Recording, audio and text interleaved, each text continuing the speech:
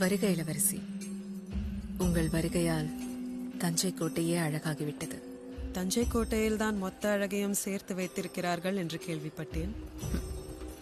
ஆமாம், சேர்த்து சிறையில் வைத்திருக்கிறார்கள்.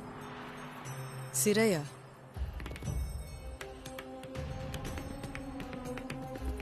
ஆணிப்பொன் அரியணையில் வைத்திருப்பதாக அல்லவா சொன்னார்கள்? பொன்தான், கொஞ்சம் மூத்த பொன். பழைய பொண்ணுக்கு மதிப்பு மிகுதி. பொன்னில் செய்து போட்டாலும் விலங்கு விலங்கு தானே. அந்த விலங்கின் சாவி நம் கையில் தானே இருக்கிறது.